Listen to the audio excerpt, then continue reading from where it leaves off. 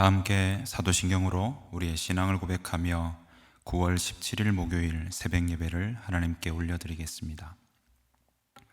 전능하사 천지를 만드신 하나님 아버지를 내가 믿사오며 그 외아들 우리 주 예수 그리스도를 믿사오니 이는 성령으로 잉태하사 동정녀 마리아에게 나시고 본디오 빌라도에게 고난을 받으사 십자가에 못 박혀 죽으시고 장사한 지 사흘 만에 죽은 자 가운데서 다시 살아나시며 하늘에 오르사 전능하신 하나님 우편에 앉아 계시다가 저리로서 산자와 죽은 자를 심판하러 오시리라. 성령을 믿사오며 거룩한 공회와 성도가 서로 교통하는 것과 죄를 사하여 주시는 것과 몸이 다시 사는 것과 영원히 사는 것을 믿사옵나이다. 아멘.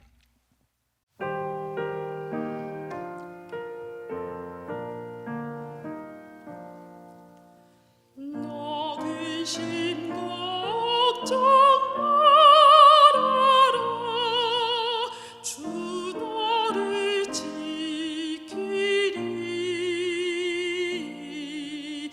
주 날개 밑에 가라. 주 너를 지키리. 주 지키리. 아무 때나 어디서나 주 너를 지키리.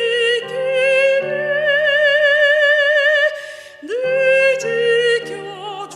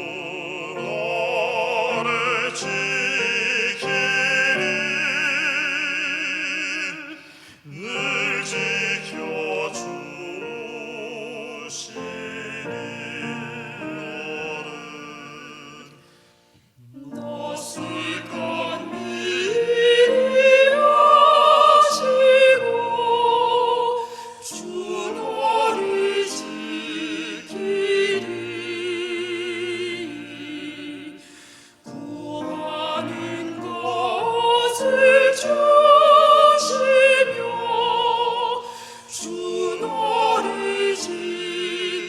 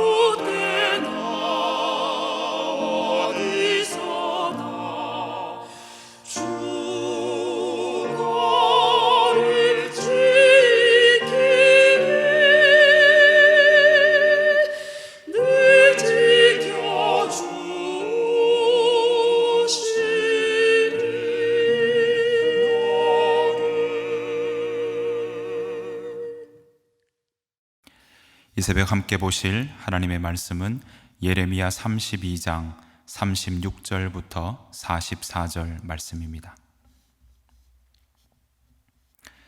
제가 봉독하겠습니다. 그러나 이스라엘의 하나님 여호와께서 너희가 말하는 바 칼과 기근과 전염병으로 말미암아 바벨론 왕의 손에 넘긴 바 되었다 하는 이 성에 대하여 이와 같이 말씀하시니라. 보라, 내가 노여움과 분함과 큰 분노로 그들을 쫓아보내었던 모든 지방에서 그들을 모아들여 이곳으로 돌아오게 하여 안전히 살게 할 것이라. 그들은 내 백성이 되겠고 나는 그들의 하나님이 될 것이며 내가 그들에게 한 마음과 한 길을 주어 자기들과 자기 후손의 복을 위하여 항상 나를 경외하게 하고 내가 그들에게 복을 주기 위하여 그들을 떠나지 아니하리라 하는 영원한 언약을 그들에게 세우고 나를 경외함을 그들의 마음에 두어 나를 떠나지 않게 하고 내가 기쁨으로 그들에게 복을 주되 분명히 나의 마음과 정성을 다하여 그들을 이 땅에 심으리라. 여호와께서 이와 같이 말씀하시니라. 내가 이 백성에게 이 큰 재앙을 내린 것 같이 허락한 모든 복을 그들에게 내리리라. 너희가 말하기를 황폐하여 사람이나 짐승이 없으며 갈대아인의 손에 넘긴 바 되었다 하는 이 땅에서 사람들이 밭을 사되 베냐민 땅과 예루살렘 사방과 유다 성읍들과 산지의 성읍들과 저지대의 성읍들과 네겝의 성읍들에 있는 밭을 은으로 사고 증서를 기록하여 봉인하고 증인을 세우리니 이는 내가 그들의 포로를 돌아오게 함이니라. 여호와의 말씀이니라. 아멘. 다 함께 기도하겠습니다. 여호와 하나님 아버지, 주님의 은혜와 사랑을 감사드립니다. 주의 날개 그늘 아래 감추어 주셨다가 새날 새아침 저희들에게 생명 주셔서 또 하루를 맞이하게 하심을 감사드립니다. 오늘 하루 우리의 호흡에, 우리의 발걸음에, 우리의 손길에 주의 은혜를 더하여 주셔서 평안케 하여 주시며 오늘 하루의 수고의 열매가 헛되지 않도록 인도하여 주옵소서. 코로나로 인해 여전히 어려운 시기를 보내는 중에 설상가상으로 태풍의 피해가 겹친 그런 지역들과 사람들이 있습니다. 주께서 병들고 소망 없는 자들을 찾아가셔서 위로하신 것처럼 하나님, 저들을 위로하여 주옵소서. 낙심하지 않도록 붙들어 주시고 흔들리지 않도록 용기를 주시며 주께서 주시는 소망을 품고 인내로서 이 시기를 극복해 갈 수 있도록 함께하여 주옵소서. 이제 주의 말씀을 듣습니다. 성령 하나님, 각자의 마음에 말씀하여 주시고 주의 말씀에 힘을 얻고 회복되며 돌파구를 찾는 시간이 되게 하여 주옵소서. 귀하신 예수님의 이름으로 기도하옵나이다. 아멘. 각자의 처소에서 이 새벽 예배를 기억하시고 또 이 자리에 나오신 여러분들에게 주의 은혜와 평강이 충만하시기를 간절히 축복합니다. 오늘 살아가시는 동안에 좋은 기별이 많이 들리기를 소망하고 또 주께서 오늘 하루의 걸음걸음을 인도해 주시기를 간절히 축복합니다. 오늘 잠언 16장 9절 말씀 보시면요, 이런 말씀 나옵니다. 사람이 마음으로 자기의 길을 계획할지라도 그의 걸음을 인도하시는 이는 여호와시니라 라고 말씀하셨습니다. 오늘 여러분들의 계획 위에 하나님께서 그 걸음을 인도해 주시기를 간절히 바랍니다. 그런데 우리가 하나님의 계획이 잘 보이지 않거나 그 걸음을 인도하시는 그 모습들이 잘 느껴지지 않을 때면 우리가 참 믿음이 약해질 때가 많이 있습니다. 때로는 불신하기도 하죠. 하나님 어디 계실까? 정말 나 도와주시는 걸까? 하는 생각들을 할 때가 있습니다. 특별히 예측이 불가능할 때면 더더욱 그럴 때가 많이 있죠. 오늘 본문에 나오는 예레미야도요, 하나님의 말씀을 늘 이렇게 받기도 하고 또 그 말씀을 선포하는 자리에 늘 있었지만 예레미야도 때로는 하나님 정말 이렇게 하시는 것이 맞으실까 하고 그렇게 고민할 때도 있었다 하는 것입니다. 하나님 왜 이렇게 말씀하시지? 라고 하며 그 말씀하시는 이유가 무엇인지 모를 때도 있었다 하는 거죠. 오늘 본문도 그런 본문 중에 하나이라고 말씀드릴 수 있습니다. 오늘 본문을 이해하기 위해서는 예레미야 이 이야기의 첫 번째 단락이 시작되는 예레미야 32장 1절부터 우리가 찾아보고 살펴볼 필요가 있습니다. 예레미야 32장 1절부터 2절 말씀을 제가 세 번역으로 한번 읽어보겠습니다. 유다왕 시드기야 제10년에 주님께서 예레미야에게 말씀하셨다. 그 해는 느부갓네살 제18년이었다. 그때 예루살렘은 바빌로니아 왕의 군대에게 포위되어 있었고 예언자 예레미야는 유다 왕궁의 근위대 뜰 안에 갇혀 있었다. 네, 시작에 이야기가 나오죠. 때가 나오고 있습니다. 시드기야 왕위에 오른 지 바로 10년 되었다라고 이야기를 하고 있습니다. 이때를 좀 역사적인 시간으로 다시 좀 설명하면요, 주전 588년 또는 587년 정도가 됩니다. 시드기야 왕의 왕으로 재위한 것이 11년인데 11년의 끄트머리가 예루살렘이 망하게 되는 때였거든요. 그런데 지금 이때를 이야기하는데 느부갓네살 왕이 지금 이 예루살렘을 포위하고 있었다고 나오고 있습니다. 그러면 이 느부갓네살 왕으로 대표되는 이 바벨론 군대가 언제 왔을까요? 예레미야 52장 4절 5절에 보면요, 바벨론의 군대는 시드기야 9년 10번째 달에 예루살렘에 도착했다라고 이야기하고 있습니다. 그러니까 오늘 32장 1절부터 쭉 진행되는 이야기는 바벨론 군대가 이미 와 있고, 그리고 예루살렘 성벽을 포위한 채 지금 그 성 안에서 일어나는 이야기다라는 것을 우리가 짐작해 볼 수 있습니다. 자, 이런 때에 예루살렘 안에 예레미야는 무엇을 하고 있습니까? 오늘 2절 말씀 본 것처럼 왕궁에 있는 그 시위대의 뜰에 갇혀 있었습니다. 이유가 무엇일까요? 이 시드기야 왕 앞에 예레미야는 계속 바벨론과의 전쟁 해봐야 소용없다, 바로 멸망할 거다라는 것을 예언하고 있었기 때문입니다. 여러분, 어떻게 하면 승리할까를 이야기해도 시원찮을 판에 해봐야 소용이 없다, 예루살렘은 망할 것이다 라고 예언하는 그 예레미야 예언이 얼마나 싫었겠습니까? 시드기야 왕은 화가 난 나머지 지금 예레미야를 감금해 두었던 것입니다. 자, 이렇게 감금된 예레미야에게 그의 사촌이었던 하나멜이라고 하는 사람이 찾아오게 되죠. 그런데 그 전에 하나님께서는 하나멜을 만나기 이전에 예레미야에게, 이 감금된 예레미야에게 말씀을 하나 주십니다. 그 말씀은 무엇이냐고 하면 바로 하나멜이 올 텐데 그 하나멜로부터 땅을 사라라고 하신 겁니다. 여러분, 조금 전까지 하나님께서는 예레미야에게 이 예루살렘이 망할 거다, 바벨론의 군대에 망할 거다라고 하는 말씀을 받았는데, 연이어서 하나님께서 사촌 하나멜이 올 테니까 그 하나멜로부터 땅을 사라라고 하는 그 예언의 말씀을 들었던 예레미야, 그 예레미야의 마음은 어떠했을까요? 어떤 생각이 들었을까요? 망한다고 하는데 땅을 사라니요, 좀 이해가 되지 않는 모습 아니었을까요? 그런데 지금까지 예언이 이루어졌던 것처럼 하나님의 말씀 그대로 바로 곧 이어서 사촌이었던 하나멜이 이 감금된 예레미야에게 찾아오게 됩니다. 예고하고 예상된 대로 하나멜은 예레미야에게 그 예레미야의 고향인 아나돗에 있는 조상들의 고향 부근의 땅을 매입해 달라고 부탁하고 또 제안하고 있습니다. 그렇게 하는 것이 예레미야의 권리라고도 덧붙여 설명하고 있습니다. 이 말씀은요, 조금 더 자세히 설명하면 그렇게 땅을 매입하는 것이 예레미야에게 있어서는 권리이자 의무다라고 한 것입니다.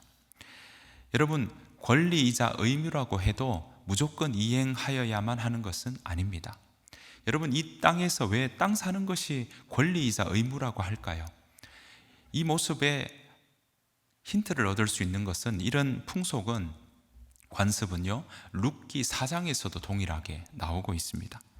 친족이 땅을 매입하는 그런 모습인데요, 바로 여러분 아시는 것처럼 룻기 4장에서 무명의 친족이 룻의 땅을 매입하는 그 일들을 성문 앞 그 자리에서 바로 재판하듯이 그 사람들이 모여서 하던 그런 대목이 나옵니다. 그때 무명의 친족은 어떻게 합니까? 그 땅을 사지 않겠다고 신발을 벗어서 던지는 일이 있었죠. 왜냐하면 그때 룻의 땅을 매입한다는 것은 룻을 아내로 받아들이는 것까지 포함되어 있었기 때문이었습니다. 그래서 바로 무명의 친족, 그 사람은 매입하지 않겠다, 그 권리와 의무를 다하지 않겠다, 포기하겠다라고 했던 것이죠. 그래서 차순위였던, 두 번째 순위였던 보아스가 바로 룻의 땅을 무르는 일을 하게 됐고, 그리고 이렇게 친족, 그 룻을 아내로 맞아들이는 일이 있었죠. 이렇게 친족이 대신 땅을 무르는 것을 바로 히브리어로 고엘이라고 그렇게 부릅니다. 이건 그 이스라엘 땅 안에서 전통이요, 관습이었던 것이죠.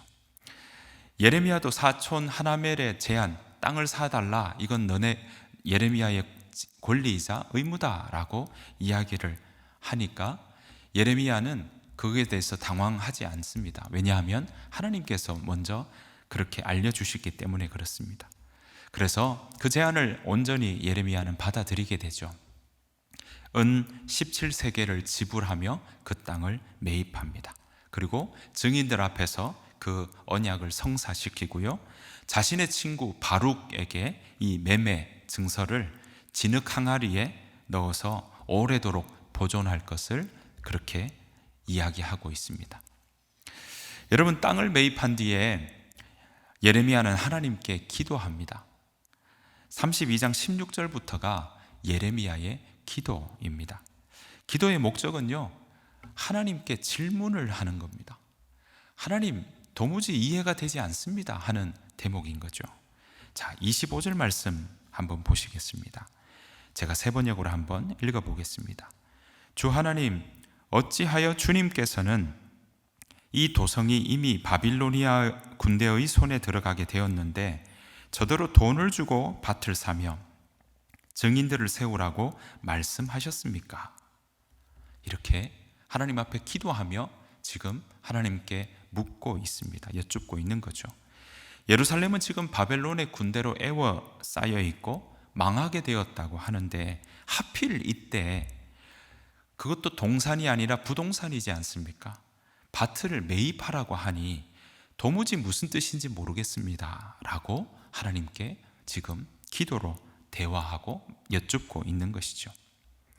이에 하나님께서는 예레미야에게 두 번 응답하시는 대목이 나옵니다. 그 표시가 바로 어떻게 응답하시는지 26절과 42절에 표시가 나오는데요, 26절에 보면 이렇게 나오죠. 시작이 이렇습니다. 그때의 여호와의 말씀이 예레미야에게 임하여 이르시되, 또 42절 보십시오. 여호와께서 이와 같이 말씀하시니라. 이렇게 이제 하나님께서 말씀하시고 그 예레미야의 기도에 응답하시는 모습을 우리는 살펴볼 수 있습니다. 하나님께서는 예레미야에게 이렇게 응답하시면서 유다 백성을 하나님께서 심판하시는 이유를 먼저 말씀하고 계셔요. 유다 백성을 심판하시는 이유가 다름 아니라 바로 우상 숭배였던 것입니다. 이 때문에 하나님께서는 극도의 실망감을 드러내십니다. 유다 백성이 지금까지 어떤 선을 행했든지 이제는 그들의 악으로 인해서 완전히 선이 이제는 희석이 되어서 더 이상 선이 보이지 않는다라고 말씀하고 있습니다. 여러분, 이런 악을 행하는 모습이 일부에서만, 지극히 일부에서만 이루어진 일일까요? 아닙니다. 이런 모습이 점점 퍼져서, 누룩처럼 퍼져서 사회 모든 분야에 있는 사람들에게 퍼졌고, 그리고 사회 모든 사람들이 이 악에 가담했다라고 말씀하고 있습니다. 32절 말씀 보시면 이렇게 나옵니다. 세 번역을 읽겠습니다. 이스라엘 백성과 유다 백성이 왕들이나 고관들이나 제사장들이나 예언자들이나 유다 사람이나 예루살렘 주민이나 가릴 것 없이 모두 온갖 죄악을 저질러서 나를 노하게 하였다. 모든 사람이 하나님을 노하게 하는 그런 삶을 살아가고 있었던 것입니다. 여러분, 그렇다고 해서 하나님의 경고가 없었을까요? 그렇지 않습니다. 하나님 여러 번 경고하셨습니다. 유다 백성들이 그렇게 다시 돌아오게끔 경고하고 경고했습니다. 그렇지만 유다 백성들이 듣지 않았던 것입니다. 33절 연이어서 이렇게 말씀하시죠. 그들은 나에게 등을 돌려 나를 외면하였다. 내가 그들을 쉬지 않고 가르쳐주고 또 가르쳐 주었으나 그들은 나의 교훈을 받아들이지 않았다. 여러분, 유다 백성들이 몰라서 그렇게 한 것이 아니라는 겁니다. 더 심각한 사실은요, 이스라엘 백성들은 당시에 예루살렘 성 바깥에 있는 남동쪽 골짜기, 흰놈의 골짜기에서 거짓 신이었던 바알을 향해서, 바알을 위해서 제단을 심지어 세우기도 했습니다.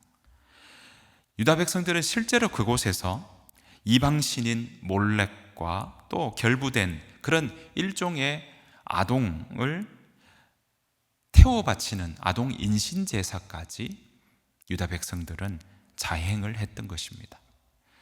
여러분, 예루살렘 성전이 있는 그 바로 앞에서 이방신에게 아이를 태워 바치는 그런 이방신의 문화를 그렇게 그 앞쪽에서 자행하고 있었으니 그야말로 악행의 끝 아니겠습니까? 그런 악행의 끝으로 치닫고 있는 모습을 보여주고 있었던 것입니다. 희망이 도무지 보이지 않습니다. 사회 모든 분야의 사람들이 지금 악을 행하고 있는 것입니다. 오히려 그게 더 자연스러웠었는지도 모릅니다. 이런 모습들을 보면 예레미야의 곳곳에 나오는 그 유다 백성들의 삶을 보면 정말 한숨밖에 나오지 않습니다. 사람의 행위를 보면 죄악으로 향하는 그 허물이 정말 크게 보입니다. 육신의 정욕과 안목의 정욕과 이생의 자랑에 정말 매여 있는 그들의 모습을 우리는 찾아볼 수 있습니다. 비단 그 당시 그 유다 백성들의 사람들에게서만 이런 보암직도 하고 먹음직도 하고 내가 정말 손에 넣을 만큼 그렇게 탐스럽게 보이는 그런 모습들이 그들에게만 있었던 걸까요? 그렇지 않을 겁니다. 오늘 이 땅을 살아가는 우리들에게도 어쩌면 이런 육신의 정욕과 안목의 정욕과 이생의 자랑이 우리에게도 여전히 도사리고 있다는 사실을 우리는 알 수 있습니다. 그래서 로마서에서 모든 사람이 죄를 범하였으며 하나님의 영광에 이르지 못하더니 하는 그 말씀이 그 당시 유다 백성들에게도 또한 우리들에게도 적용될 수밖에 없는 것입니다. 여러분, 사람을 보면 소망을 찾기 어렵습니다. 소망을 찾아보기 어려워요. 여기에 하나님의 은혜가 아니고서는 도무지 설 수 없다는 것을 알게 됩니다. 예루살렘의 함락과 멸망이 유다 백성을 향한 하나님의 계획의 전부는 결코 아니었습니다. 이렇게 소망이 없는 그들에게 이것이 끝이라고 할 수도 있을 텐데 하나님은 이것이 끝이 아니라고 오늘 우리에게 말씀해 주고 있습니다. 다시 예루살렘으로 돌아올 것이라는 하나님의 계획을 말씀해 주고 있으십니다. 예레미야 32장 37절 말씀 보시면 이렇게 나오고 있습니다. 똑똑히 들으라. 내가 분노와 노여움과 울화 때문에 그들을 여러 나라로 내쫓아 버렸다. 그러나 이제 내가 그들을 이 모든 나라에서 모아다가 이곳으로, 예루살렘이죠, 이곳으로 데려와서 안전하게 살게 하겠다. 하나님께서 다시 데려오겠다고 약속하고 계십니다. 여러분, 데리고 오는 것으로 끝이 아니에요. 하나님께서는요, 데리고 와서 작정하시고 그들을 회복시키겠다고 하십니다. 죄에 대한 심판은 분명히 있습니다. 하지만 그것이 끝이 아니라 다시 고치시고 회복시키시려고 하는 하나님의 계획을 오늘 예레미야에게 말씀하고 있는 것입니다. 연이어서 한 번 더 보실까요? 예레미야 32장 40절, 41절, 44절 말씀입니다. 그때에는 내가 그들과 영원한 언약을 맺고 내가 그들에게서 영영 떠나지 않고 그들을 잘 되게 할 것이며 그들의 마음속에 나를 경외하는 마음을 넣어 주어서 그들이 나에게서 떠나가지 않게 하겠다. 나는 그들을 잘 되게 함으로 기뻐할 것이며 나의 온 마음과 정성을 다하여 그들이 이 땅에 뿌리를 굳게 내리고 살게 하겠다. 앞으로는 베냐민 땅에서만 아니라 예루살렘의 사방과 유다의 성읍들과 산간 지역의 성읍들과 평지의 성읍들과 남쪽의 성읍들에서도 사람들이 돈을 주고 밭을 사서 매매 계약서를 쓰고 봉인하고 증인들을 세울 것이다. 포로로 잡혀간 사람들을 내가 돌아오게 할 것이기 때문이다. 나 주의 말이다. 아멘. 그러니까 지금 눈에 보이는 예루살렘의 멸망이 끝이 아니라는 것입니다. 흩어져 포로로 갔던 그 백성들을 다시 돌아오도록 해주겠다는 이야기입니다. 또한 돌아와서 기쁨으로 백성들에게 복을 주어서 안전하게 거하게 하며 또 항상 그들에게 하나님이 되어주시겠다고 약속하고 계십니다. 게다가 하나님께서는요, 백성들에게 큰 징벌을 주신 것처럼 또한 큰 복을 하나님께서는 주시겠다라고 약속하고 있습니다. 사랑하는 성도 여러분, 징벌에서든 회복에서든 하나님은 반드시 약속을 지키십니다. 하나님께서는 죽이기도 하시고 살리기도 하시며 상하게도 하시고 낫기도 하시는 분이십니다. 비록 우리가 범죄하였을 때 하나님께서는 우리를 치시고 찢으시지만 여호와께로 다시 돌아가면 낫게 해주시고 싸매어 주시는 분이십니다. 코로나19 상황이 우리에게 참 암담하고 막막하게 느껴집니다.